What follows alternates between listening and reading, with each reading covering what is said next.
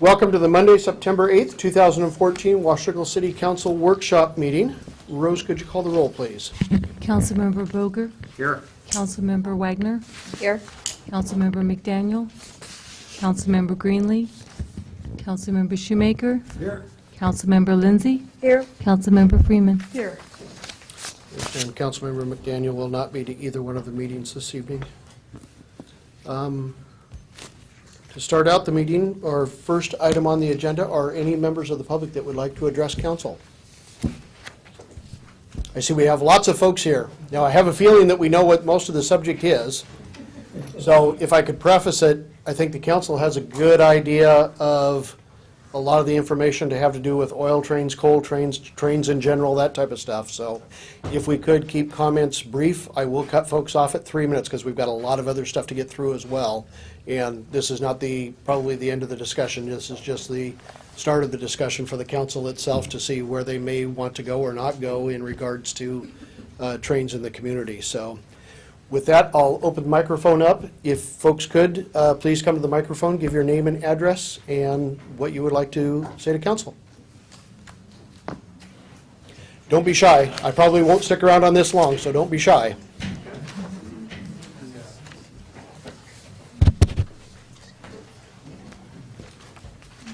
Good evening. Good evening, Mayor Arden, council members. I'm Keith Brown. I live at 211 Malfate Tracks along the Washougal River. And for a number of years, I was a volunteer firefighter and a fire commissioner at Fire District 4, which is your closest, other than East County Fire and Rescue. So we've been on calls together with your fire department. My concern about the ever-increasing number of coal trains is what would happen if we had a derailment and an oil fire. I've been on the tracks as a result of railroad fires from sparks and fought those fires and prevented them from moving up into the trees. Unfortunately, if there were an oil train that derailed and punctured and we had an oil train fire, it would have a devastating impact. Along the Cape Horn area, if an east wind were blowing and that oil fire got going, it would be very difficult to stop, and the loss of property and loss of lives would be just terrible. I know that as a city council, you can't prevent oil trains from coming through the community. However, Governor Inslee has the ability to weigh in on the oil terminal in Vancouver. And I would urge the council to take action that would urge Governor Inslee to take actions that he can to stop that oil terminal, which would result in increased oil train traffic through your town. Thank you very much. Thank you, Keith. Good evening. Good evening, Mayor, council members. Thank you for giving us this opportunity to speak. My name is Ryan Rittenhouse. I work for Friends of the Columbia Gorge. The first thing I'd like to give to you tonight is a letter. I have a letter here signed by about 30 residents of Grays Harbor County. I spoke with some of them a few weeks ago, and they heard about your possible resolution action and wanted to support it. So the letter is very brief. It says, to the Washougal City Council, we live in Grays Harbor County and oppose the crude oil terminals planned for our port of Grays Harbor. We are pleased that the city of Washougal is considering a resolution against crude oil transport. Thank you for considering this. And it's signed by about 30 people and is encouraging you to take strong action. If you'd each like a copy, there you go. And yeah, you've also heard me speak before. I'll just reiterate that I think it's great you're considering this. This is a very important topic that has implications and potential impacts all throughout both Oregon, Washington, and the entire Pacific Northwest. I encourage you to take as strong an action here as possible. And the real, I think, linchpin that we have to affect this is, again, the governor and the permits that are going on right now with these oil terminals. That's the way we have of stopping this massive increase in dangerous oil transport through the town. So thank you very much. Thank you, Ryan. Anyone else? Excuse me. Good evening. Good evening. My name's Robert Innes, and I live at 428 West Dogwood Street in Washougal. And I'm also concerned about the oil trains, and I hope that the council will adopt a strong resolution urging the governor to deny permits to the Vancouver terminal and any others proposals that come along that will increase oil train traffic on the line through Washougal and the Gorge. I think it's particularly important that local communities take action in this case because the producers and the refiners of oil have things they could do to reduce the risk. They could degas the crude oil before it leaves North Dakota. They've chosen not to. If they were producing in Texas, it would be happening. But in North Dakota, they haven't invested in the infrastructure to do that yet. But if they're faced with the pressure of not being able to ship where they need to ship it, in the end, they'll invest in the degassing facility and they'll remove the propane and butane before it gets on the BNSF line. That will make things much safer. They could also commit themselves to shipping on safe tank cars. The problems with the DT-111 car have been known since 1992. And the industry has simply not put the effort into moving over to safer models. They can.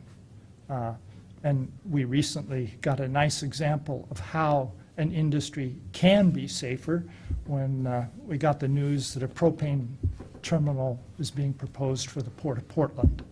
Well, propane is shipped on tank cars, but it's a much safer model, and they have never had a problem. So from my point of view, the oil industry has dropped the ball on the safety of North Dakota crude oil.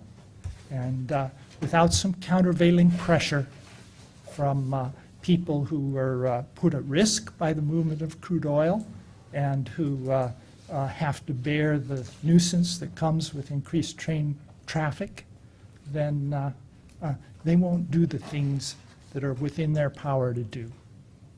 So I urge you to come up with a strong resolution urging Governor Inslee to deny the permits.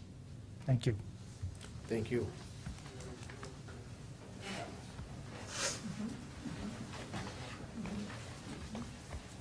Good evening. Good evening. I'm Teresa Robbins. I live up the Washougal River, 211 Malfate. You just met my husband a little earlier. I want to strongly encourage you to be strong in your resolution. I feel that cities and counties need to be strong, therefore that would require the state to become stronger. Otherwise, we just get rolled over by these mega industries. I was at an oil forum recently, which was fascinating, and there was a Portland fire lieutenant, I think he was a captain actually, who was reporting on the flammability of this oil from the Bakken fields.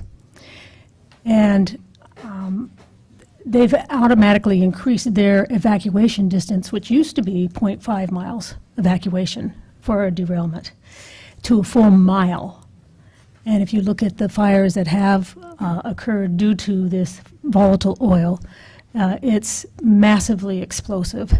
And if you think about a mile evacuation, that's if it doesn't explode. If it explodes first, the damage has been done for a mile circumference around the point. This is incredibly treacherous stuff, and they're going to try and ease your minds with the new, safer rail cars.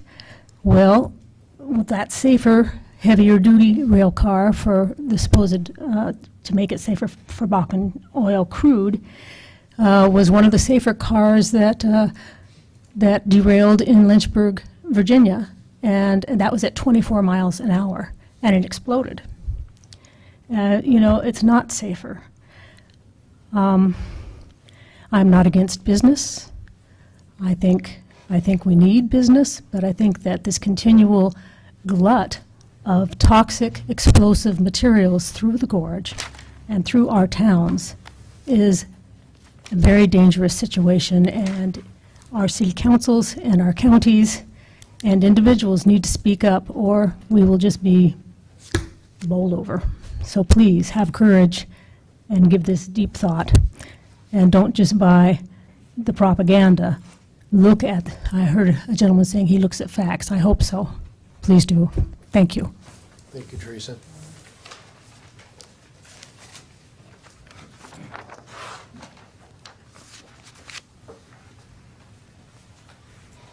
Hi.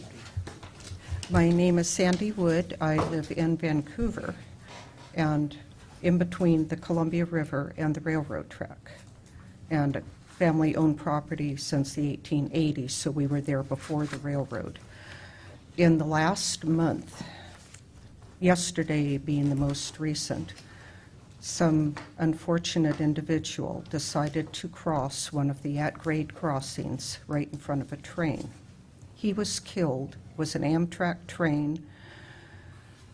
It was very unfortunate, but shows how easily it can be done. These are at-grade crossings all the way along the river. The Amtrak train did not derail, and it was going about 55 miles an hour, which is the normal for Amtrak. A month ago, we had a person very much in the same area wearing a red sweatshirt and gray sweatpants, standing in the middle of the track, and he brought a 100-and-some-plus car oil train to a screeching halt. I was sitting at our outgrade crossing thinking, all right, if I back up and go home 100 yards, I'm still going to get blown up. Fortunately, did not derail and was going probably 35, which is slow. They usually go far faster. The oil trains are not safe. When you're standing there looking at 50 cars either direction, and they claim that these are the new safe cars. There's a metal steel thing around the back and the front. But if you look at them, the round of the tank and the protection, it's not going to stop. It's not going to hold the whole tank car up from the ground. If there is a rock or something and it falls on it, it will rupture. And it was just sheer luck. The engineer braked and blew his horn like crazy. The guy got off the track. But they spent an hour and a half afterwards checking the track to make sure it was safe, that all the cars were in place before they took off. When you're that close to an oil train, knowing its potential, it isn't this abstract thing where you see them going up the berm over the city of Vancouver and wondering when is something going to fail and they're going to fall on you. This is right there, touching it, looking at all the letters and numbers and everything they have on it. The cars are not safe. And the lady who spoke just before me spoke of the quarter mile, the half mile, full mile. That gives you a very graphic description of what the danger zone is. There would be no way everybody could be evacuated in time. The fire companies cannot put out the fires. They do not have enough foam to be able to do it. And we would all be gone. The oil train that got stopped by the idiot, sorry, but the idiot who stopped him, if it had derailed, it would have brought down the 205 bridge. A friend of ours did the concrete for the 205 bridge, and the heat of the fire from the oil train would destroy the concrete, so the whole 205 bridge would go down in addition to any of the rest of the damage.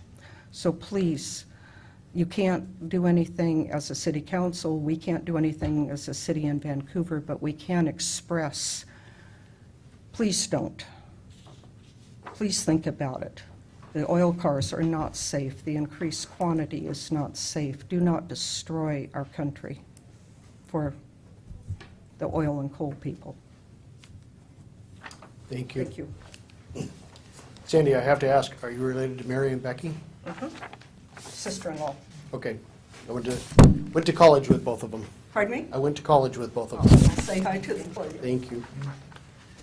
John, good evening. Oh, Council, Mayor. My name is John Wagner. I reside at 36710 Southeast 20th Street, Washougal. I was lucky enough to be able to attend the meeting in Vancouver, which had 750 people at that city council meeting. And it was much like this. A lot of people come and talk about the explosive oil trains, all the dangers. And I don't hear a lot of people talking about the benefits. Because if you're going to make a resolution, I would hope you think about what is the benefit for the citizens of Washougal. Now, there's a lot of people, citizens of Washougal, live right alongside the railroad tracks, plus businesses. There's a lot of population, and especially if you take a look at what was already said a mile out, that takes a big chunk of the city. But what are the benefits? What do we get in exchange for the traffic problems, the potential for explosion? Hathaway School is right there by the railroad tracks. This would just be devastating for our community if anything could happen. But what are the benefits? I don't hear people coming up and talking about how does the city of Washougal going to benefit from the oil train? And as I said, I went to a meeting with 750 participants that went on into the evening. And some people talked about a couple of construction jobs and maybe a few jobs to operate a terminal in another city down the tracks. But I don't hear anybody here tonight or discussing what are the benefits for the citizens, which you represent, of course, here in Washougal. I've gone to these meetings, I've read a lot of stuff about it. I don't see any benefits for us. I see a lot of bad, nothing good. So I, of course, would encourage you to make a resolution as strong as you can and maybe bring that into the resolution. What would we get out of it? We know the dangers. There's nothing here for us. Just a lot of danger for our kids, families, the citizens of Washougal. So I really would encourage you to make a strong resolution to let the governor know that we're keenly aware of the danger and there's nothing good in it for us. Thank you. Thank you, John.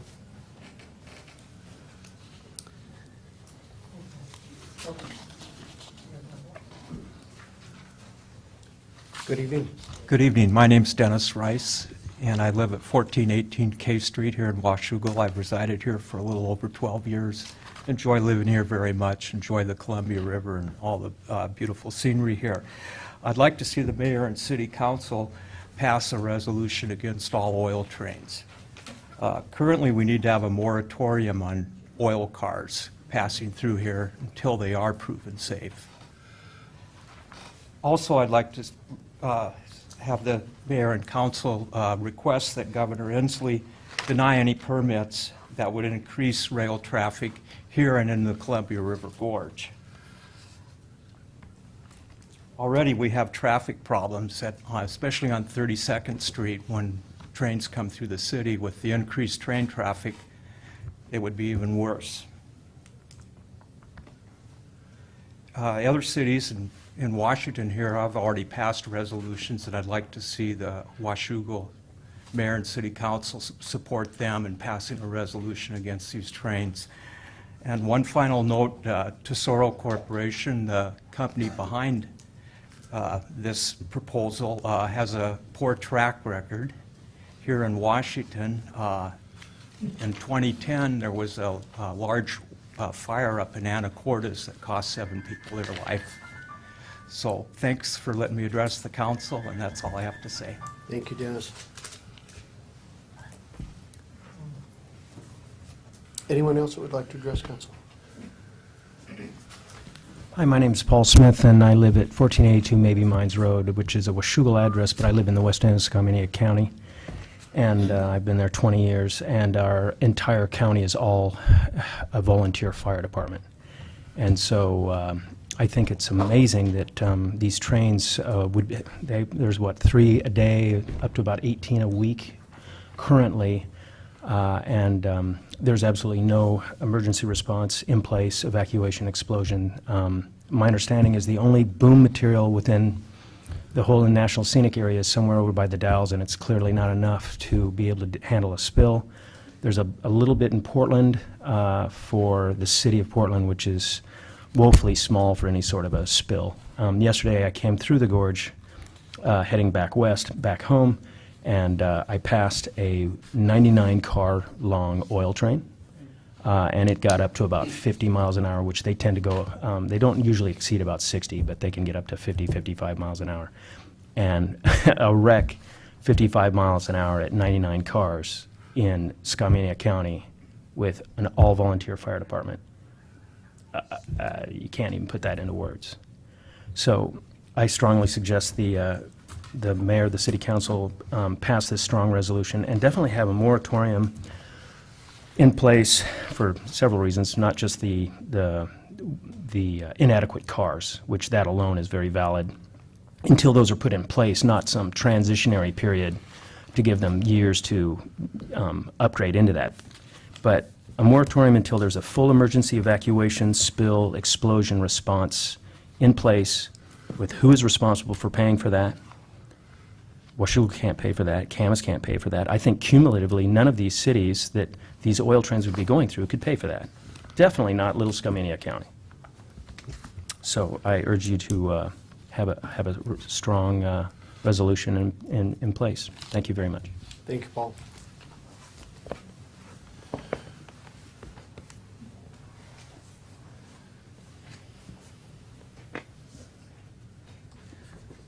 My name is Thomas Gordon. I live at 642 I Street, Washougal, and thank you for letting me speak. See, I urge you, the members of the City Council, to request a moratorium on oil cars traveling through Washougal until they can be shown to be safe. The old oil cars coming through now are the DOT 111 cars, which have had safety concerns for years. And the new cars being built are called CPC 1232. CPC stands for Casualty Prevention Circular, so that's just one of the rules coming out with the guidelines for the construction of the new cars. But they're supposed to be safer, but still were the cars that crashed and exploded near Ellisville, Alabama on May 5th, 2014. Also on April 30th, 2014, a 105-car train had 17 oil cars derail into the James River in Lynchburg, Virginia. One car, a CPC 1232, spilled about 30,000 gallons of oil, causing a massive fire. Quote, "We have found that the 1232 is also not as robust as is needed," unquote. National Safety Transportation Board spokesman Eric Weiss said. The Federal Railroad Administration has said, quote, "Safety benefits not realized if old and new cars are commingled." So if the 111s and the 1232s are together, there's still a tremendous problem. The new rules have not been finalized for the construction of the CPC 1232 cars. Until the new oil cars can be constructed and tested for safety and used exclusively for oil transport, there should be a moratorium on crude oil traffic through Washougal. We have 6 at-grade crossings in Washougal, each with the potential for an accident with a vehicle crossing. If a derailment and fire occur near the downtown area, burning oil could flow downtown, incinerating the area and flow further, engulfing the Pendleton Woolen Mills. Also, I'd like to ask you to write to Governor Inslee and ask him to deny permits so there would be no increase in oil traffic through the gorge. Make comments to the FSEC and urge FSEC to vote no by calling Jeff Swanson at the Clark County seat. And there was one thing this gentleman asked over here: is there a benefit to the oil trains coming through? Well, there is. The oil trains take up the rail traffic. Right now in the Midwest, grain is sitting on the ground and new crop is coming on, and it cannot be transported because they have no rail cars. General Mills, now I don't know in what time period, had 62 days they could not produce cereals. So our benefit is we get to pay more for our cereal at the grocery store while they're transporting their oil. Thank you. Thank you, Mr. Gordon. Anyone else?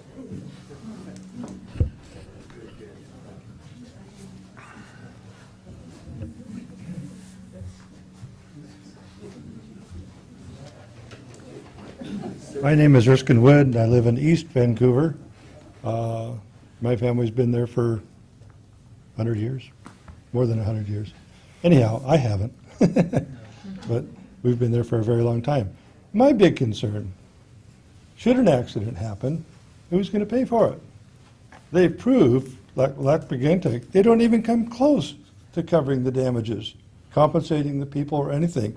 This is $1 billion disaster, and everybody's got to eat their lump sum of damage, whatever it happens to be. It's burned homes, businesses, everything else, disrupted all sorts of lives. And yeah, they feel responsible, but they're not going to pay for it. They're not going to solve the problem. They continue to run these cars through, and they say, okay, we're going to make these cars safer. But then the newest cars, I mean, it's nice, they are safer, but it's only a small percentage of cars. They say it's going to take about 10 years to phase in the new cars. We'll phase them in little by little as the old cars wear out. They should get those good cars in there now. And even these new cars are not totally safe. They still have their problems.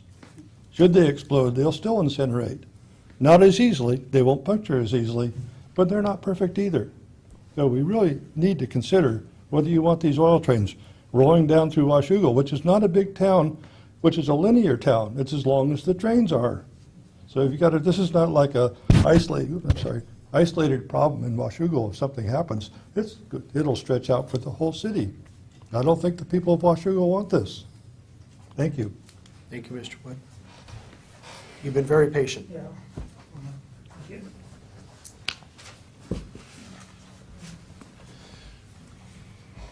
My name is Dan Duringer. I'm at 931 15th Street in Washougal.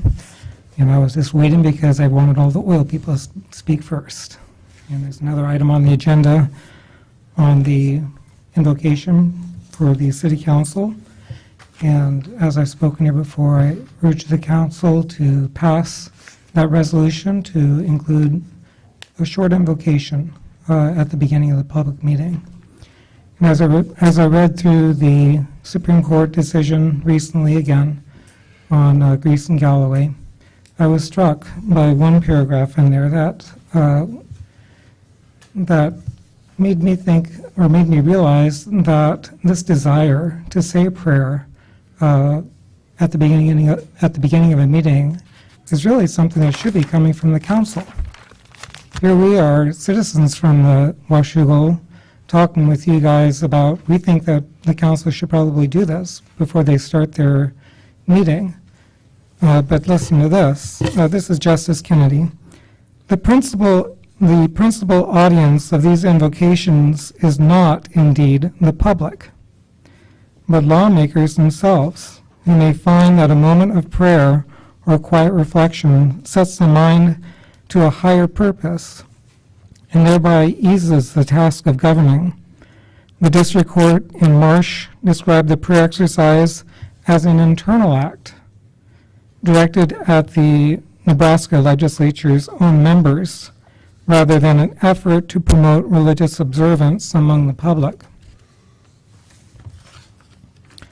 So I would hope that, sure, you have our support in this resolution. The citizens, we think our city council should include that unitive practice at the beginning of the council, but for your own sakes, in doing the work that you do, you should consider doing it yourself. And in addition to that, I'd just quickly like to mention on the procedures. I was reading through the two invocations that the Supreme Court included in their ruling as examples, and neither of them are 30 seconds long. One is 45 and the other is 35 seconds. So to me, 30 seconds, I would say, is a little shy of what we should do. 45 seconds or a minute would be my request. Thank you. Thanks, Dan.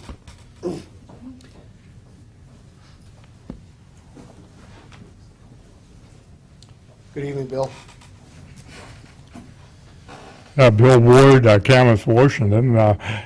I'm here as an individual, not necessarily speaking for the port, but I wanted to pass on some observations that I've made in looking at this issue. I think everybody knows that I'm vehemently opposed to oil trains through the community, and done a lot of study of what the hazards are. The question that I think is paramount in this is, what can municipalities, cities like Camas and Washougal do?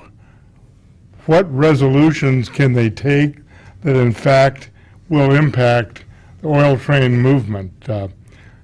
Can you say, we refuse to allow hazardous materials to move through our community? I'm not a lawyer. I sure suspect that there are attorneys who can tell us what legal steps are possible. And I understand that the Association of Washington Cities is looking into this. I can say for a fact that there will be a resolution introduced at our next port meeting. And without getting into specifics, I will say that we are in lockstep with any actions that the cities of Camas and Washougal elect to take regarding the passage of oil through the community. Thanks, Bill. Yes, ma'am.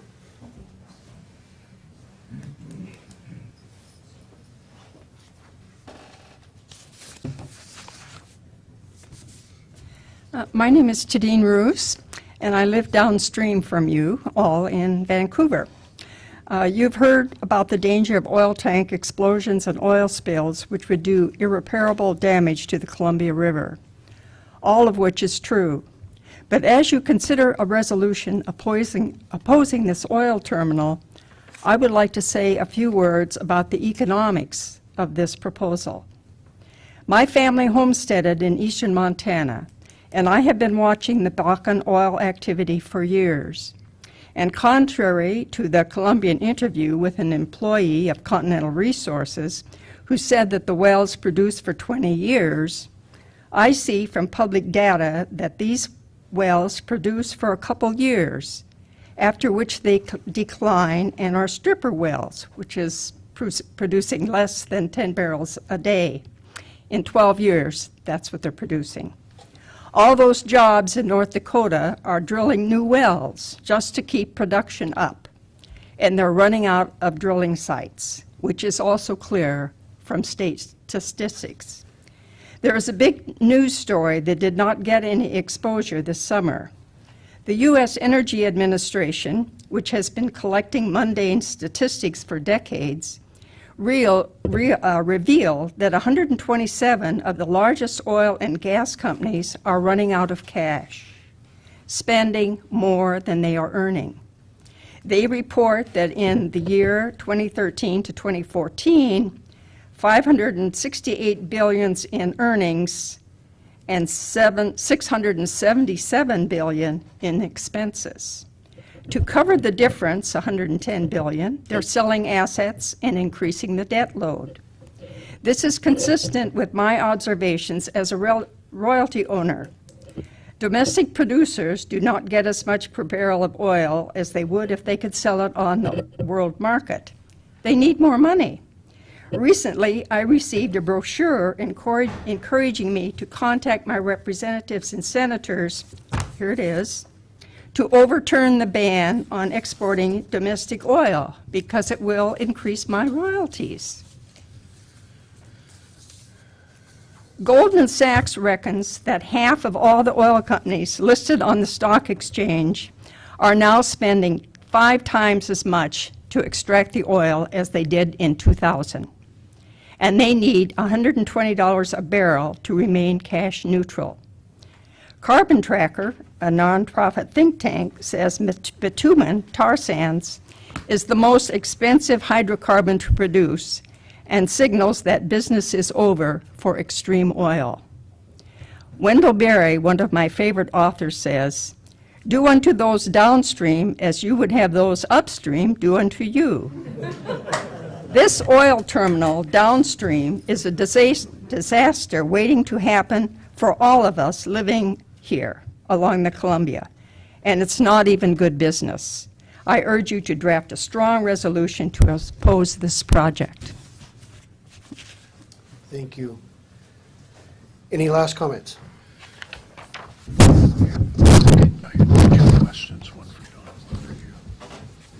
Moving to new business. Public Works, Trevor, you've got a couple items for us. Yes.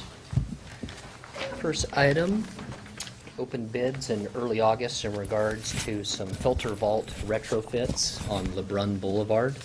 That runs from Shepherd Road north up towards the intersection of Lookout Ridge Drive and Upper LeBrun, which is by Granite Highlands. We have limited access to each one of those vaults. There's 6 separate vaults. It's a fairly steep grade if you've navigated it before. So we're going to take the tops off of the vaults and put a retrofit, 2 lids on the top, as well as some excavation and some sidewalk work as well, so we could actually access those. And Let's hang on. Gentlemen, we're going to wait until you're done, or we've got quiet in the room, if that's okay. Trevor? so again, stormwater retrofit vaults for LeBrun Boulevard. There's 6 vaults we're going to retrofit so we can actually access them with our vac truck, take care of the cartridges, the carbon filters that are in those. And so we got 2 bids for that specific project. Hagen Shaw is the apparent low. They came in just about $5,000 below the engineer estimate. And so what you'll see before you on the 22nd is notice of award to Hagen Shaw to do those retrofits on LeBrun Boulevard. Any questions? Paul? Do we know who Hagen Shaw are? Yeah, their main ops is right in Camas, close to the paper mill. They actually do quite a bit of work for GP. Okay, for General good, Pacific. because I still have stuck in my memory a unfortunate project that was done on a force main and how ugly that turned with a contractor that we didn't have a lot of good experience with. So if we've got a lot of good experience, or the community has good experience with Hagen Shaw, then I'm happy. Yeah, the delta between the 2 50 bids. years? Yeah, Hagen Shaw's been around a while. Okay. The delta between And the the 2 Alden bids, Commercial. since there's I'm sorry? the delta between the 2 bids, Halme came in at $45,000 Right. and Hagen Shaw. Halme doesn't have a crane internally as part of their rolling stock, so they had a lease option to be able to use a crane truck to be able to do these retrofits, so they didn't have that specific piece of equipment, so it reflected in their bid. That's all I was concerned about, is that Hagen Shaw is a company of good reputation, and we have reason to think that they'll carry through as, Yes, and that we won't end up in court. licensed, bonded, insured. Other It's all the questions for credentials. Trevor on the filter vault? Okay, wastewater treatment plant, this will be fun. Keynote.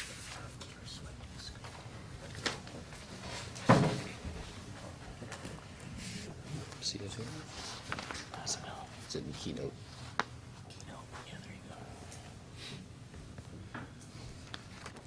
Okay, the wastewater treatment plant improvements. Just want to give a quick overview. We've been working closely with the Department of Ecology, specifically our regional engineer, on the Phase 2 improvements, which has currently been designed by Brown and Caldwell, engineering consultant, and open bids in late August. We work closely with Ecology, the regional engineer. We've actually met face-to-face multiple times over the last 18 months to make sure that we're tracking on their expectations. And so this specific project is programmed. It's within our CIP, our capital improvement plan, and we've been working and basically refining the project as far as rescoping it, things that are specifically mission critical throughout the project. So as we walk through, I just want to point out some of the highlights to the proposed improvements for construction. Currently, if you look out about 3900 block just south of Patty Street, you see an oxidation ditch, which is fancy for a big serpentine basin that holds about 2.2 million gallons, and 2 clarifiers, or secondary clarifiers, for further treatment as far as removing TSS and BOD before it makes its way over to the ultraviolet light disinfection center, UV center, and then ultimately gravities out to our effluent pump station, is pumped from here over the Columbia River Dike. So specifically for this phase of the project, we're doubling the size of the plant in essence. We're proposing to build a second oxidation ditch, deferring on the clarifier until the next horizon, most likely 2018, 2019. Got a deferral on that from the regional engineer. Expanding our ultraviolet light treatment center, double its capacity for redundancy purposes. Constructing a decant facility, which is a fill inside of the current lagoon. And then also doing some retrofits within our influent pump station, which is fancy for, that's where all the wastewater goes when it makes its way out the collection system, the conveyance system throughout the city. Are there any questions on the site plan specifically in regards to the project? Do we continue to use the settling ponds? We do. So historically, when the plant was originally built in 1998, the mechanical portion of the plant, we were able to utilize Lagoon 1 or cell number 1 as the surge basin. So that really acted as our second oxidation ditch 15 years ago. So phasing in and creating redundancy for a second treatment center. So as this has been in service for almost 15 years, we don't have the ability to drain this and maintain this and inspect it because it's constantly in service. So the second oxidation ditch and proposed improvements have been worked with ecology over the last really decade in essence. So we had used this historically for a surge basin for backup if we did have a problem with the primary treatment in the oxidation ditch. And we also have solids that are discharged out to the other 3 cells for biosolids for holding. For folks in the audience, as we talk about the redundancy, I know when I hear that, I think, oh, we're going to build 2 of them. And in fact, we're going to have a second one, not necessarily by our choice, but by Department of Ecology's choice. We have to have those put in. So that's what this discussion is about, is getting up to speed on their regulations and what they've required for years, but the city hasn't been in a position to do. Again, just the key components to this specific phase of the wastewater treatment plant improvements. So again, we opened bids in late August, and within a 30-day time period, need to have action on that specific bid, the apparent low. We'll discuss the funding options tonight, or funding options that'll become forthcoming with Mr. Lewis at our next session on the 22nd. And the engineer estimate on the specific improvements was right at 12.6 million. The apparent low at this time is 12.1, so about $500,000 below the engineer estimate. And there is a construction management service contract with the engineering firm, which is right at $1.6 million to manage the project. 2 questions. What's the status of our reserves in the water account? Within our revenue bond, No, we've been putting away money towards future projects for years. right? How much have we got tucked away? I had a short conversation with our finance director, Director Forsberg, on that. We actually have 3 separate funds. The operating fund, operation and maintenance fund, which is 401, and we have a 406 that we've utilized when we've been successful in receiving low-interest loans, the Public Works Trust Fund and others. And then there's the 413 fund, which is the revenue bond proceeds that was obligated in 2010 and 11. So we spoke in generalities in regards to those reserves, but we're focusing on the revenue bond proceeds for this phase of the project. And again, this specific project is programmed and identified by FCS Group. Rates were ratified in 2013 with a 5-year horizon through 2018, and this specific project is embedded in the rates that have been adopted by council. So let me simplify the question for you. Are we financing the entire cost of this project? That'll be the next steps as far as on the 22nd, looking at some different funding options as far as. And then my next question would be why? Why aren't we using some of the reserves that we built up over the years for projects like this? So our rate model assumes financing for these large capital facilities projects and reserve building for our system reinvestment, for smaller system replacement out in the body of our system, in our collection system and in the piping systems. And then we have to sit on a fairly significant chunk of reserves in order to get favorable bond rating out of Standards and Poor. Or are we working with S&P or Moody? S&P. We're with S&P. So building the reserves was not to provide down payments for this first series of capital improvements that were identified. Large capital ones. The large ones, right. It's for our system reinvestment and longer-term for projects, and a bulk of it has to be maintained in order for us to have favorable bond rating so we can get favorable financing. Okay, I don't seem to be able to get an answer to my question, so let me rephrase it. You say we use the money we've got in the capital reserves in the water account to qualify for a lower interest rate. Right. How much in excess of the amount that we need for that do we have? We have some additional funds there. I'd have to ask Jen to pull that up, but those are dedicated for another purpose, not as down payments on this project. Those are dedicated for system reinvestment, which we discussed with FCS, for other components in our system over time to replace those. And we're trying to get a certain percentage of the overall asset value of our system in system reinvestment in place. So Okay, so if we finance this entire thing, and I'd like to see those figures, but if we finance this entire thing, project, how much is it gonna raise water rates? it's not going to raise them any further than you have already done. That's what Trevor was just said. pointing It's out. already inside what you've already approved. Those were all anticipated as projects that were going to come up before that last rate study that we did was completed. Right. This is a programmed project, and actually in the rates that were approved in 2010 and then the amendments to that you made in 2013, this project was programmed in. A revenue bond debt issuance was programmed in for this year. And so this project will have no impact on the rates that you've currently adopted.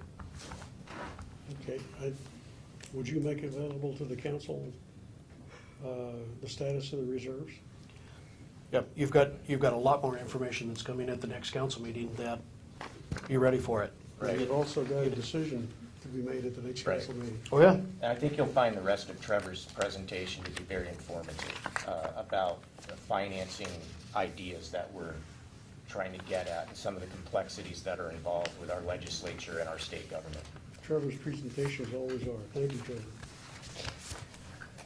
Administrator Scott just touched on the bond issuance that was anticipated for 2014. The assumption in that is a 4.5% or a worst-case scenario that was built into the model that FCS brought before you and council took action on 2013. So again, it's the worst-case scenario going to the market, 4.5% revenue bond.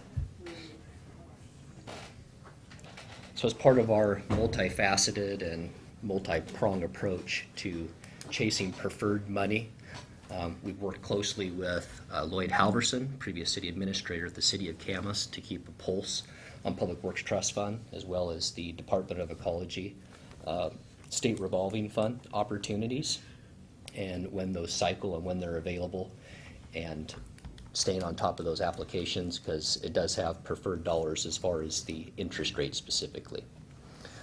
Historically, with the trust fund through the Public Works Board has been favored due to having lower interest rates. Historically, they've been down in the 0.5% to 1%. Those have upticked with recent legislation at the state level. So taking a step back as far as setting the context, in 2013, the legislature recommended removing the trust fund dollars from the trust fund. We applied for revolving fund, and the reliability thus of the PWTF was not as strong for us to be able to leverage and get a low interest loan or preferred money. And unfortunately, it was swept, and the loans, as part of their approach to balance the state budget, obviously they have competing interests at the state level as far as balancing the budget. So PWTF was leveraged and swept last year. And important to interject here, I think that we presented the overall utility needs to the council in 10 and in 13, and we assumed that we would not get the favorable financing as a worst-case scenario with a pledge that we would pursue preferred financing. And we've known as communities in this state, we have relied upon the Public Works Trust Fund financing with that very favorable interest rates to finance all kinds of infrastructures in our community. We were on the list for the full project, and then it was swept. So our programming, if we had received that funding, we would have been able to bring back some adjustments to the rates for you, modest adjustments, but you would have been able to do something to mitigate a little bit the level of increases that you had already approved.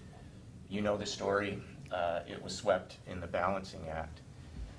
That sent us into another line. It put us in another line. There's another program. Communities have used it. It's always been a higher, about 2/3 of the market rate. Public Works Trust Fund, a point, half a point, point and a half, really good.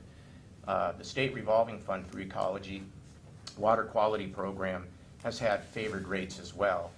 When the trust fund went away, we decided to get in another line. We haven't really participated in that one because the trust fund was really the one to work with. Well, the rules for the revolving fund are very different than the rules for the Public Works Trust Fund, so we weren't ready. They require 100% design to get into that, and so this is just a history. We weren't able to get funding last cycle from the state for that. So that's not the end of it, though. We keep trying.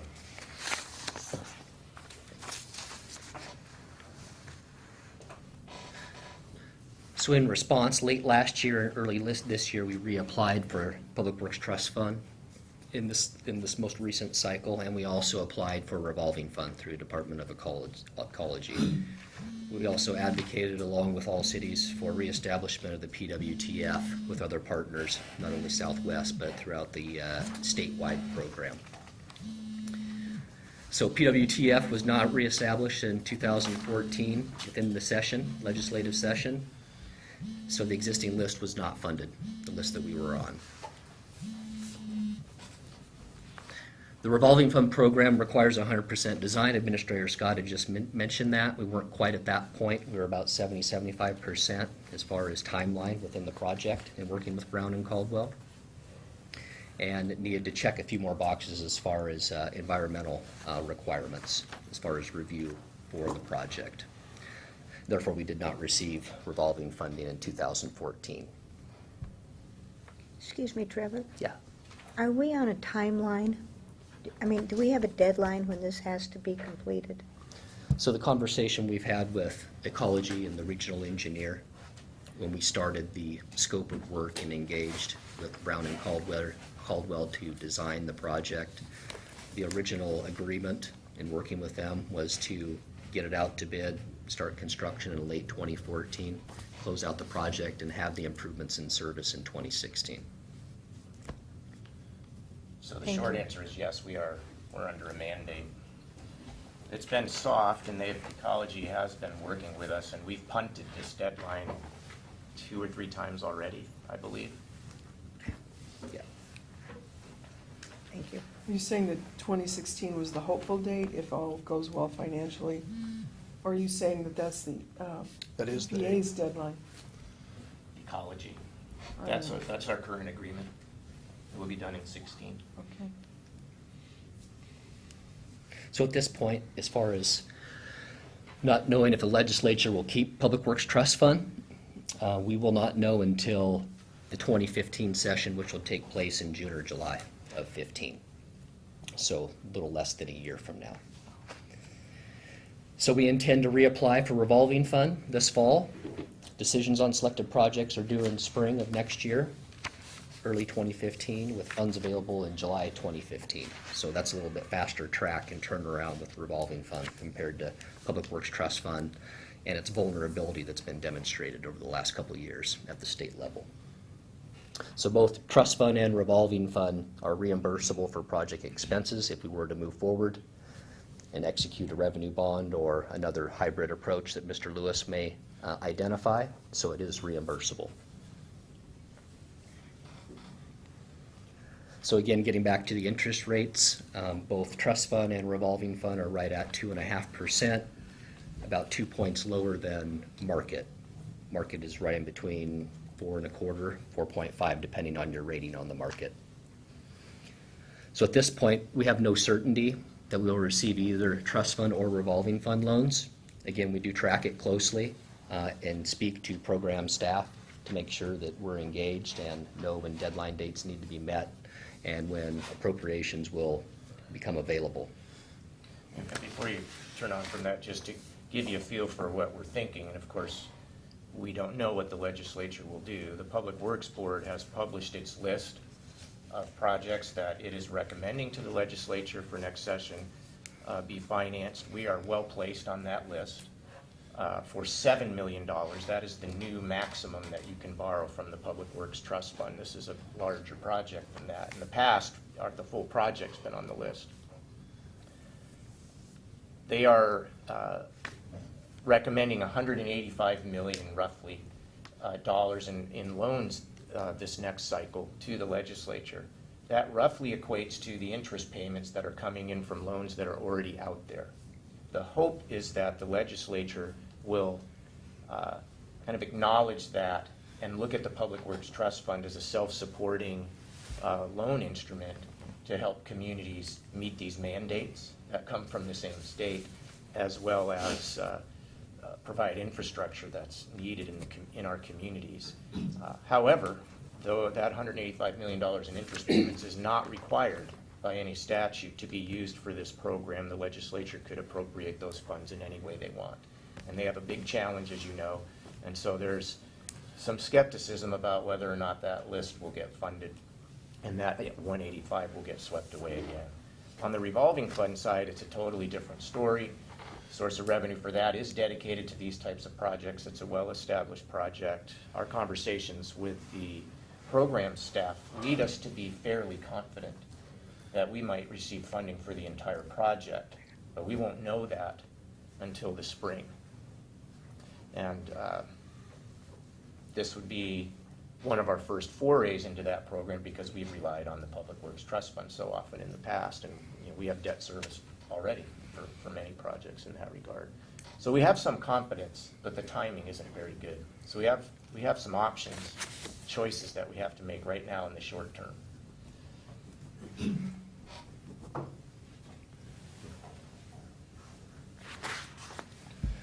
So there is an element of hedging to find out exactly what the determination is with trust fund specifically and revolving fund. Department of Ecology approval would be needed to defer the project beyond the end of 2016 for full completion of the project.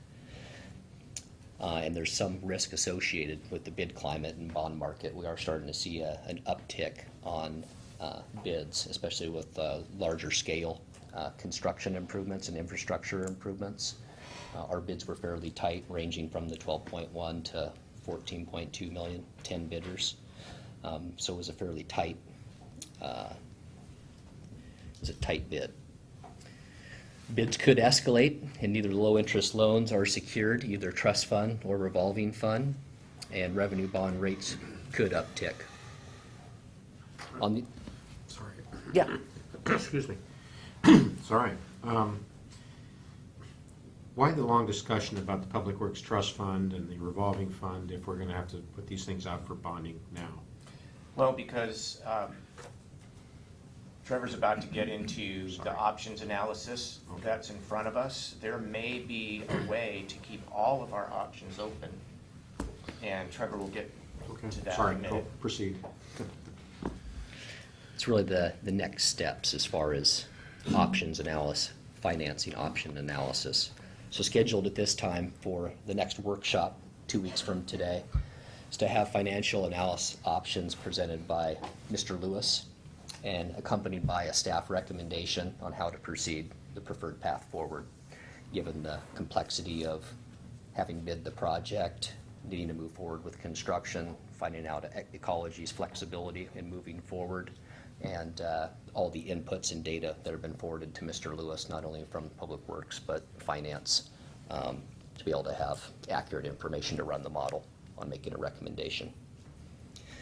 So proposed at this time on September 22nd is to either award the contract to the low bidder, the apparent low, or potentially reject all bids, which could be done with a somewhat simple resolution for council consideration. And then looping back, first meeting in October, council taking action or considering authorization to have the mayor sign a professional service agreement with our engineering consultant to manage construction, manage the project. And just to provide a brief preview of what we might expect from Mr. Lewis and some preliminary feedback that he's provided. And one piece of information prior to that, there's a certain bond underwriting provision where, and I don't fully understand this, but the lingo is that if in a given year we do a revenue bond of no more than $10 million, it's considered bankable. He'll have to explain, or our bond underwriter will have to explain exactly what that means. It sort of doesn't matter to me. What it really means is we can get 0.3 or 0.4% less interest rate than the going market rate. So that's something to strongly consider. So as Paul has looked at the preliminary information and he understands the dynamics with the legislature on Public Works Trust Fund and the confidence we have in the revolving fund, he is thinking preliminarily that the bid that we received below the engineer's estimate, what he's just kind of aware of around what might happen with bids in the future. Bond market is trending down right now, maybe a favorable time to secure some revenue bonds, more favorable than it might be next spring or next summer if we were to punt. And so he's looking at cobbling together a hybrid approach where we don't go out now and incur debt for the entirety of the project, that we postpone some other projects that we have for which we've already received bond proceeds, for which we're not under this type of a deadline, reshuffle some of the timing, use bond proceeds that we currently have on hand, dip into those reserves a little bit, but we'd have to replenish them, never get below the 1 threshold we've discussed, and we'll share that information, and use cash and potentially a smaller revenue bond to stay below that 10 million this year, get that 0.4 reduction, see what happens with the revolving fund in the spring. We'll be okay on project timing. If we get it, then the rest of it we would borrow at 2.5%. If we don't, then we would have to come back with either the full revenue bond or a second piece to that revenue bond. We couldn't defease the bonds because probably there's a 10-year call on them. Right. They make that not in our interest, yeah, to do that. So he's working with bond underwriter that we've worked with before. They're evaluating several different options for us. Part of it is, as we recommend to you, we want you to make sure that we all understand the risk if we say, you know what, we've got to hold out for the 2.5% loans, and we're going to reject all of the bids so that we can do that. We have to have ecology say, okay. Don't know if that would happen. They've been working with us. They might work with us one more time for one more cycle. That was kind of the story we had last time. Work with us one more time for one more cycle, and then it didn't work out. Of course, they're well aware of that. Yeah, they are. We're not trying. Nonetheless, we have this mandate, so it's a challenge. It is a big challenge. But again, just to summarize and to reassure the council, this project and the price that it came in at is all programmed. It doesn't require us to make any changes to utility rates beyond that which you've already done. We are trying the best that we possibly can as your team to get more favorable financing so that we could bring an ordinance back to you so that you could do something with the rates. So just deferring to the bonds and just doing the bonds, it doesn't help us, it doesn't hurt us. Looking forward to Paul's analysis next week. We expect that we will be recommending that you award the bid and that we not punt on this because there's just too much financial risk to do so. But we'll have better details with that for you. There'll be split so what you're leaning towards, and what Paul Lewis is leaning towards, coming back, basically doing a split financing of the project, one basically going out in the market and getting whatever interest rate we can, the 4.25% range type interest, and then taking the balance and hopefully getting that out of the revolving. Using cash for a while, and then, And if we don't get it, if the revolving fund and the Public Works Trust Fund, we'll just have a different series bond. Right. You know. Now, there's some risk in that because the bond market could be a little bit higher, but if we did less than 10 this year and less than 10 next year, and the combination for this project would definitely be below that, you get that 0.3 or 0.4 relief as well. So it's possible that after they run the analyses, they may recommend to us that even that hedging and that risk would be unacceptable, and that we should go to revenue bond financing right away. We should receive the results at the end of this week. We'll begin to prepare that, share that information as best we can in advance of your meeting, and then also have Paul will be here and he'll walk through that on the 22nd. In your packet is the draft contract. We know that you always want to be able to have a couple weeks to review the contract itself. So that's there for your review. If you have any questions, let us know. It's pretty boilerplate for all of our contracts. And look forward to checking in with you on this in a couple weeks. David? Very innovative. Nice going. Let me leave the economic realm for just a second and enter the political realm. I see the benefit that we're going to get from this project. What is it that ecology and the feds hope to get from this project? In the expansion, the improvements that are being proposed, Yes. in working with the regional engineer, and Mayor Gard had spoken about it at the top of the conversation around redundancy, that's a core element of Ecology's, I guess, business plan, if you will, is to have redundancy in place to minimize any type of failures or violating permit or things that we can steer clear of as far as being good stewards. And so I think that's really the part that the feds and the State Department of Ecology would move towards, is that we have more redundant equipment in place. We're able to maintain our equipment and basically drain the existing oxidation ditch and other infrastructure pieces that have not been fully inspected since they've gone into service almost 15 years ago. Haven't we traditionally done that with mutual aid agreements? Not on this system. Not for the wastewater treatment plant specifically. It's on the regular water system that we have that. We're not really even tied in with Camas on that to be able to do full We have reciprocity. we have tie-ins for potable water for both purveyors in emergency. In this case, the only options that we would have is to pump it into tankers and take it out of there in order to treat it.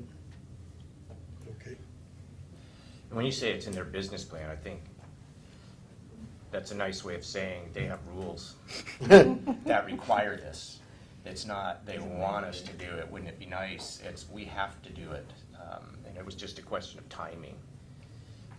My concern about both those agencies is that they tend to adopt whatever technology has just come on the market in order to make an incremental improvement, which is so small that it may not be worth the cost.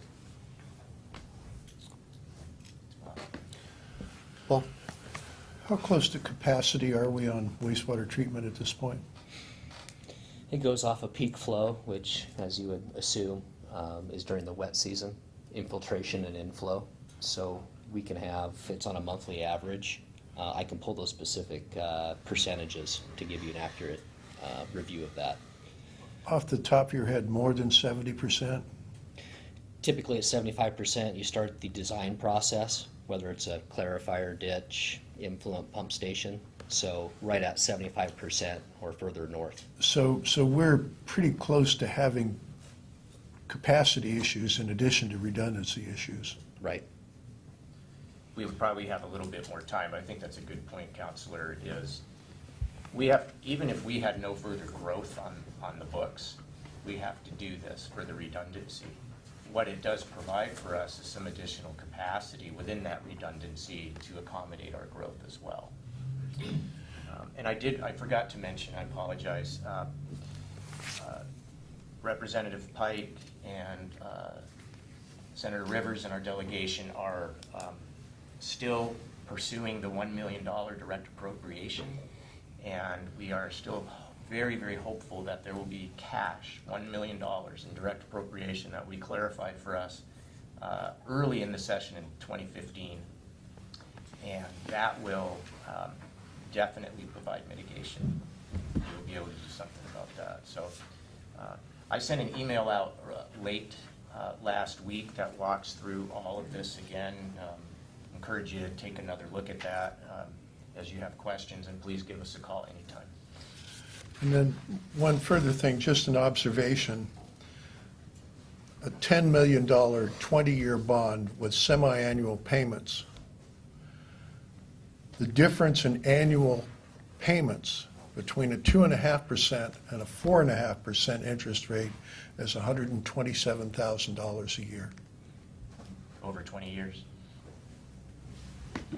This is why we're doing that. Right. Yes, thank you. Yeah, this is big money. That's right. If you did do the bond and those funds became available, would you be able to utilize them for anything else at those rates? Yes. I mean,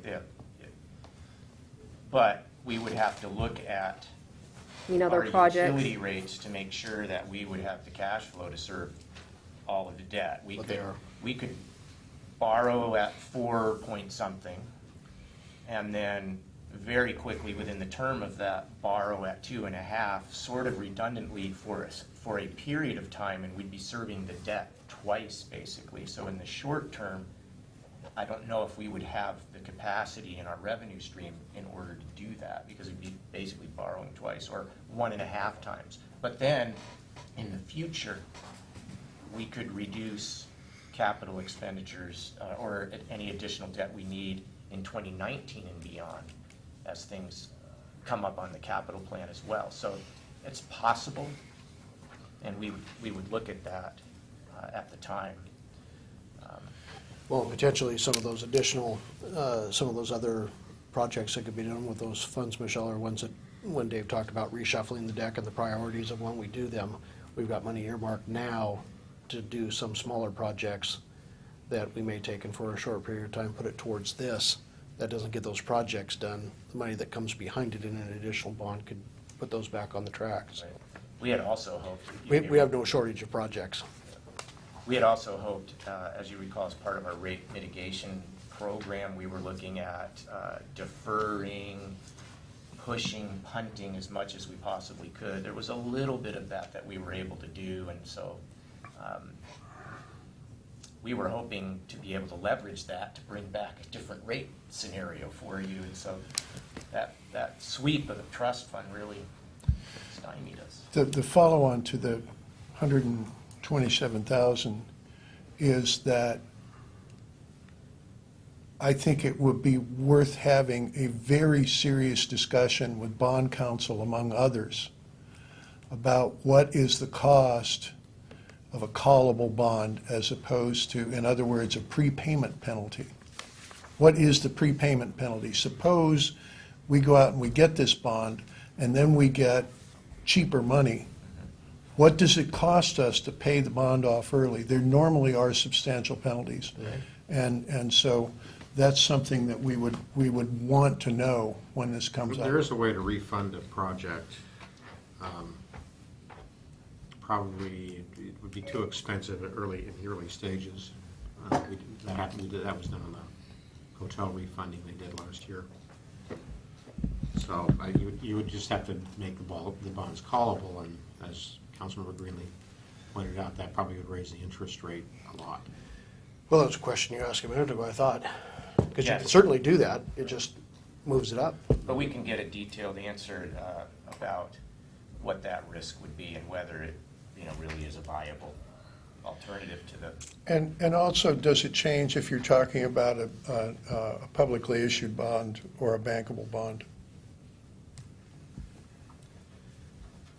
We're not unique in our community in this whole discussion of how we fund these things and the mandates that ecology has. not just on this, on a number of other items in there. I was contacted today by the mayor of Shelton, and there is a movement now among a number of the small community mayors in the state to put together a coalition to rally hard with the governor's office and the legislature to come up with some mechanism for the smaller communities to somehow afford all these mandates that are on us, from specifically on sewer itself. You know, if you can imagine, take the Seattles, the Tacomas, the Spokanes, the Vancouvers out of there, you've got virtually all smaller communities that have so far fewer ratepayers to spread this stuff out on. We already know through our rates and the increase that we've seen in rates what the effect is and what the negative effect is for all of our community. Yet, if the governor continues to allow ecology, and ecology falls under the governor, it doesn't have its own separate elected official, if they continue to put those constraints on us, somehow they've got to come up with some sort of a funding mechanism that isn't 4%, 4.5%, that actually allows us to be in compliance without also being in bankrupt court. So we'll see where that goes, but it sounds like there's quite a few others that are facing the same thing, to the point where they're pulling a trigger very quickly to put this coalition together before the end of the year. Right. I just point out in that one, most of the members in that coalition, as they look at their project, they all have a project or a series of projects like this one that are the bank breaker. Their level of rates projected when they bring in the debt service for those projects puts their rates relative to their income levels in those communities past certain thresholds where they qualify for different programs. So they're looking at trying to increase the funding in certain programs. Ours are not at that level. As surprising as that is for me to hear and to share, ours are not at that kind of level. There are communities, numbers of communities, struggling more, and you know, they're going to get the attention before we will. Any other questions for Trevor or Dave? A lot more information to come at the next meeting. Right. Okay. Trevor, thank you. Thanks. Mitch, you're up. Let's talk some more about oil trains.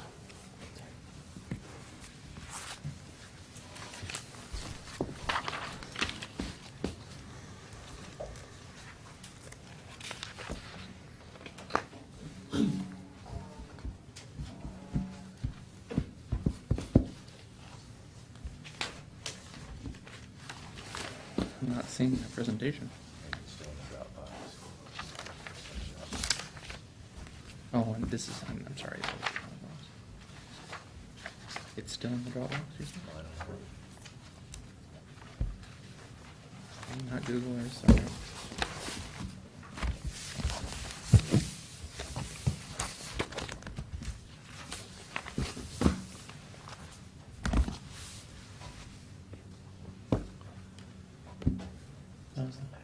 I don't, yeah, I'm sorry, I don't see it. I'll wing it. Okay.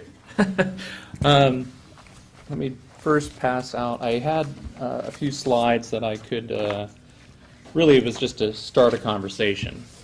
And as the mayor pointed out earlier this evening, we're, staff really is looking for direction from council. There are, in looking back at in my memory of my slides, I had a few things that I wanted to point out. One of which are the things that we have already done. We have, we are parties of record and we are commenters on several projects. The Pacific Gateway, Westway, Imperium, projects including Tesoro, we're commenters on those as well. One of the things that, in looking at what other municipalities have done, is obviously adopt resolutions that could, that would do a lot of the things that we heard this evening, that would, encourage the governor to prohibit oil trains, to stop or have a moratorium on oil trains until the safety issues have been addressed. We look at all the other safety issues related to oil trains. One of the things that you as a council have done is you did adopt a resolution related to coal trains. And that coal train, that ordinance itself looked at very specific things of resolution, thank you. Resolution for that looked at, it pointed out, we're bisected by BNSF Railway, the tracks. We have 5 at-grade crossings. The safety issues related to those crossings and that amount of trains and the length of those trains and what would happen. In that resolution itself, we were more looking at the effects of coal dust at that time. But I foresee that we could probably, given what council's direction is how do we want to move forward with a resolution. We could do a lot of those same things that we're hearing this evening. In terms of looking at safety, I think would be a big one for us that we would want to try to address. We could also look at, what are some of the things that need to be mitigated, some of those impacts and how would they be mitigated. Those are some of the comments that we put out there on those other projects, but we could formulate a resolution that would, be as tough as you want it to be in regard to the trains. We could also become an intervener in the Tesoro project, and the resolution that I passed out from Vancouver, they actually, that same night, they actually adopted a resolution that instructed their city attorney to, when that time came, to become an intervener in that process. What does that mean exactly? Well, it basically means we ask if we can present and be part of, it's really like a court action, and we have an interest, we want to state what that interest would be, and ultimately they have to decide whether or not we have the right, if you will, to be part of that. They pretty much will. Yeah. Let us. They will let us. Even without the project being within Washougal? Yes. Good. Okay. It doesn't, my understanding, it doesn't cost anything for us to file. There's not a filing fee associated with that. Obviously, there's time in order to, from staff, in order to develop an attorney, in order to put something together as a formal response from the council. But really what it boiled down to in my presentation was a big question mark for all of you is how do you want to move forward? There's several examples out there. I only gave you the one from Vancouver because it's recent, it's very close to us, but there are several other jurisdictions that have resolutions in place, and so I'm really turning it over to you. Now, Mitch, remind me, in the resolution that we did, which we call our coal train resolution, to some degree, we also stayed fairly commodity neutral in that resolution and said we don't want to stand in the way of jobs, we don't want to stand in the way of exports, we don't want to stand in the way of all of these things, but we want to know that what's passing through our community is safe, and we want assistance in the mitigation of the traffic tie-ups and all of that type of stuff. Exactly. This one, so far, I think what I've heard from council is we want to be a little bit more commodity specific in this, given the fact that if a coal train tips over in town, we scoop the coal back up, the soil around it, everybody goes on their way. If one of these tips over and explodes, it's a little bit more of a safety factor. Absolutely. Okay, Joe? A couple of folks from the, and during public comment, talked about moratorium. We don't have any authority of that, do we? No. Okay, just wanted to clarify. One of the questions I had, and this is a very technical, property, legal-oriented one. One of the issues that I had to deal with in Vancouver was when the railroads came through back around the turn of the century, there were certain conditions, at least Vancouver imposed on the train, on the predecessor and interest of BNSF, I don't know what the railroad company was, when they granted the right-of-way through Vancouver for the train. One of the things I wondered is whether the Washougal Council back in, I don't know, we were incorporated in 1909? 08. 1908. Well, they came through in 1906, so probably the county gave them the right-of-way across their street, so that probably isn't going to work. It was just a thought I had, but you might want to look into that. Absolutely. And I have to get to another meeting. I see a range of options that we can do, from the most pro, energy development, actually supporting the project, which I don't think there's any interest in doing that. We could do nothing. We can just do a strong letter and keep commenting in the process. We can do a resolution like Vancouver did. We can do what I would call intervention light, which is where we intervene in the process, but we resolve that we're not going to spend a lot of money on attorney time or even staff time doing it, and we just follow others' leads, because my understanding there's going to be a lot of agencies intervening. Vancouver's going to intervene, and I understand there's going to be other interveners as well in this process. Or we could do heavy intervention, where we go all out and do it, and I don't think we have the resources to really realistically do that. From where I'm coming from, I think intervention light is what I'd like to see. I'd like to focus on the safety issues. I'm not anti-corporate, I'm not anti-oil, I'm not anti-coal, but I definitely am pro-safety. And that's where I'd like to see us focus on this resolution. And also traffic impacts too. That's a safety issue. Paul? Question for the city attorney. Does the city have the authority to prohibit or moratorium oil cars through Washougal? Don't believe so. It's interstate commerce. Who does have that authority? Commerce? In federal transportation? The federal, I think, would be the federal. That's my Surface understanding, it's the Transportation, federal Surface government. Transportation Board. And then, Mr. Mayor, I know you've been active and put substantial time into the Association of Washington Cities Ad Hoc Committee on Rail Traffic and Safety. Could you please give us a little synopsis of where that is and what's going on with that and what we might... Yeah, matter of fact, we just had a meeting last week?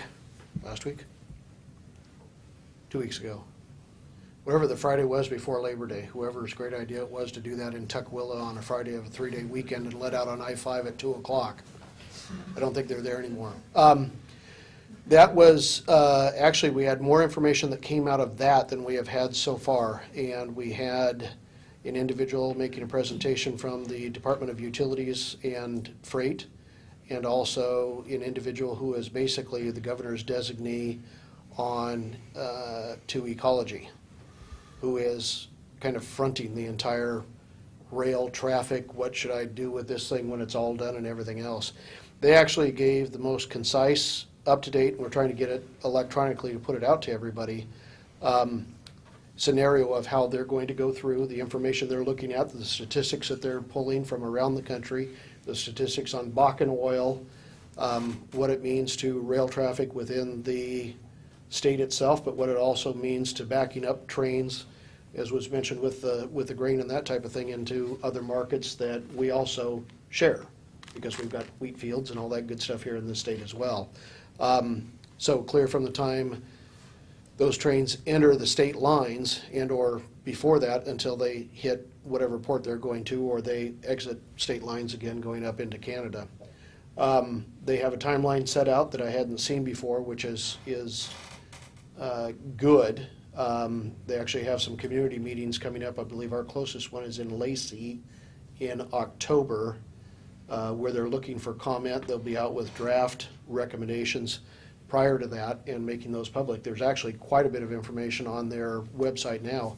Most everything they've done, and they've done a huge number, a significant number of sessions already with industry experts, public safety experts, everybody that they can find, one side, the other, or folks that just cross all the lines, and have made all that information available on their websites as well at Ecology.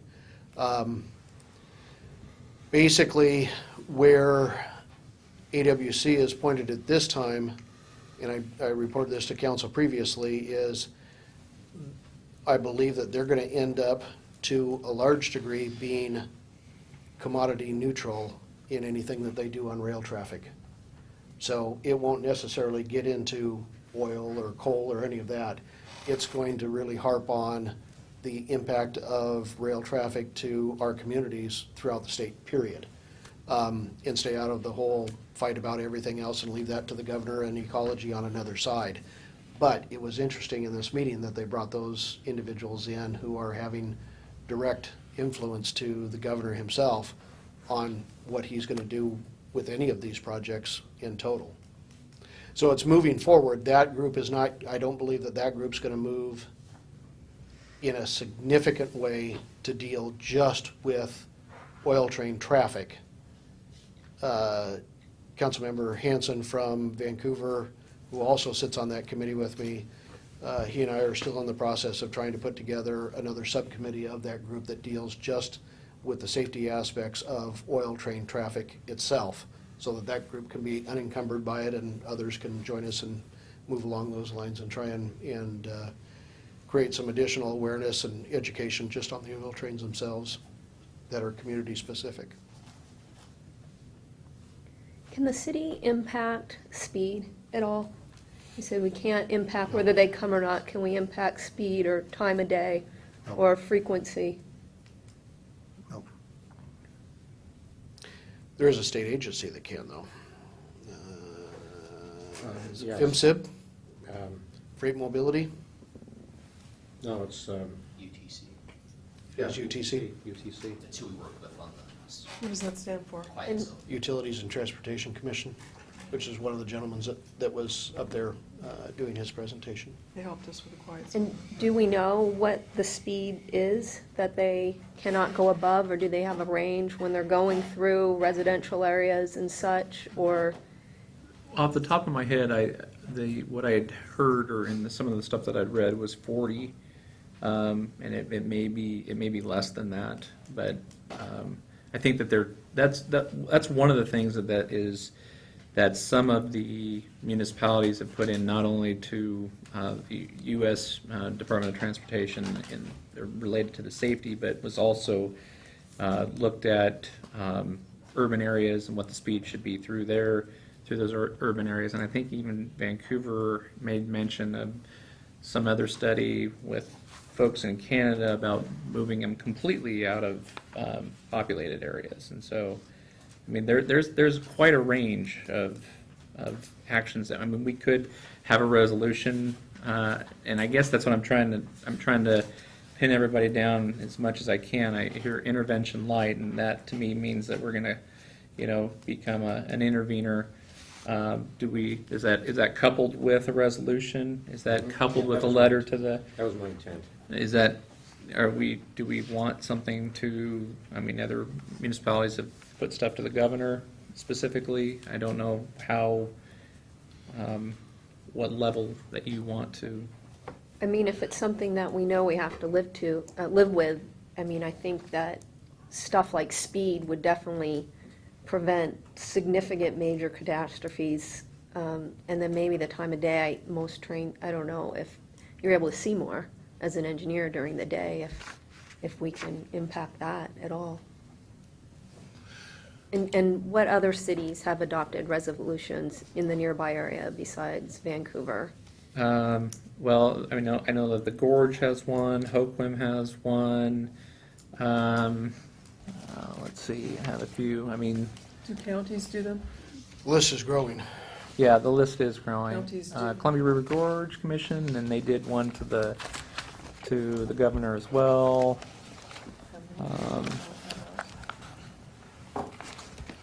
Bellingham. Let's get going. I'll be back as quick as I can.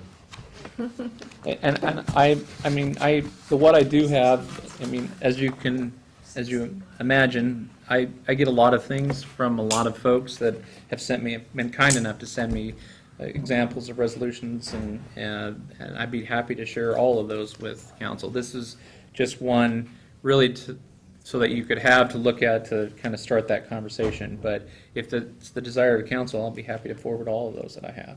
I'd like to look at them. Has Clark County Commissioners done one? Not that I'm aware of. Not that I've seen. quick note to council members, we've got 25 minutes before council meeting. Do you want to continue this discussion? Do you want to finish this discussion and break for your break? Well, I need the break. I need to break. Okay, so we're going to go ahead and adjourn this meeting. We will be back here at 7 o'clock.